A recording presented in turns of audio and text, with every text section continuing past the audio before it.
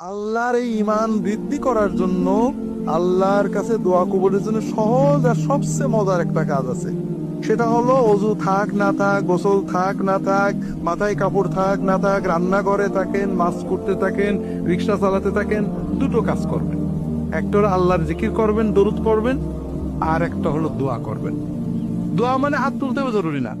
যখন কোনো মুসলমান নারী অথবা পুরুষ হাত উঠাক অথবা না উঠাক, মাছ কোটে, রিক্সা ধরে আছে, অজু থাক অথবা না থাক, মাথায় কাপড় থাক অথবা না থাক, যখন আল্লাহর সাথে কথা বলে, আল্লাহ আমার এটা দাও, আল্লাহ আমার সেটা দাও, যতক্ষণ কথা বলে ততক্ষণ একটা ফরজ ইবাদত করার মতো একটা ইবাদতের সওয়াব তার আমলনামায় লেখা হবে। 2 নম্বর লাভ হলো, এই যে দোয়া করছেন, আল্লাহ কোনো দোয়া ব্যর্থ করেন না।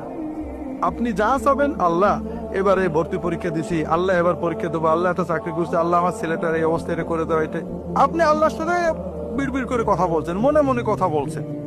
আল্লাহর কাছে যাই চাবেন, আল্লাহ সঙ্গে সঙ্গে দোয়াটা কবুল করে নেবেন। তবে আল্লাহ দেবেন 3 ভাবে, 1 ভাবে। হয় যেটা চাইছেন ওইটা দেবেন, নইলে আপনার একটা বিপদ কাটিয়ে দেবেন, নইলে আল্লাহ আখেরাতে জান্নাতে আপনার জন্য সব জমা করে রাখবেন, লস নেই। 3 নম্বর, যতক্ষণ আল্লাহর সাথে কথা বলবেন মনটা ভালো লাগবে। কথা কি বুঝতে পেরেছেন? আর আল্লাহর জিকির করবেন সব সময়। জিকির, দোয়া, দরুদ শরীফ পড়ার জন্য অজু করা জরুরি না, গোসল করা জরুরি না, টুপি মাথায় দেওয়া জরুরি না, মেয়েদের মাথায় কাপড় দেওয়া জরুরি না, পাকসা পাওয়া জরুরি না। এগুলো সকল অবস্থায় করা যায়। কথা বুঝতে পেরেছেন?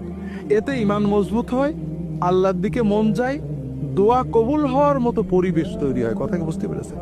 কাজেই প্রত্যেকেই নিজের মতো দোয়া করবেন, সবসময় দোয়া করবেন। আল্লাহর কাছে চাইতে কৃপণতা করবেন না, আল্লাহ চাইলে দেন।